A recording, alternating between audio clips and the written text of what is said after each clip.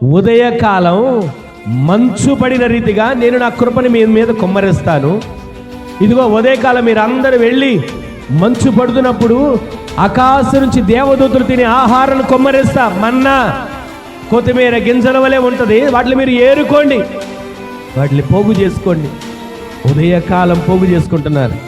మనం ఉదయకాలం అరుణోదయమున ఆయన మన్నా కొరకు, ఆయన కృప కొరకు ఎదురు చూసే వ్యక్తులుగా మనల్ని కృపని దేవుడు అనుగ్రహించునుగాక. దేవుడు ఆ విధంగా ఉదయకాలం మనం ఆయన సందులో కూడుకొని అరుణోదయం కృపతో నింపబడగలిగితే ఎందరో ఉదయకాలం ఆయన సందులో స్తుతియాగం అర్పించే వాళ్ళు ఉంటారండి.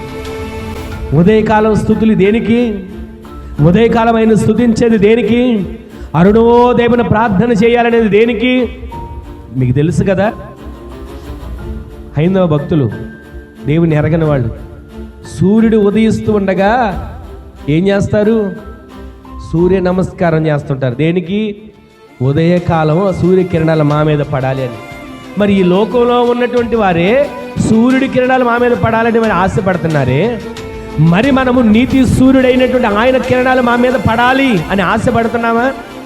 ఉదయకాలం నీ కృపతో నన్ను నింపయ్యా, అరుణోదయపు కృపతో నన్ను నింపయ్యా, అరుణోదయపు కృప కాంతి చేత నా కుటుంబాన్ని బలపరుచయ్యా అని వేడుకోగలుగుతున్నామా? దైవ కృప మనం పొందుకుంటే, దైవ కృపను పొందుకున్న వ్యక్తులుగా మనము మార్చబడగలిగితే ఆయన సందులో ఎదురు చూడగలుగుతాం.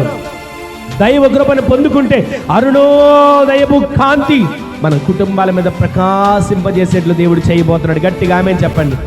ఈ రోజు నుంచి ఉదయకాలపు దీవెన మీ కుటుంబాలను తాకునుగాక. ఉదయకాలపు దీవెన చేత అరుణోదయపు కృప మీ కుటుంబాలపైన కుమ్మరించబడునుగాక.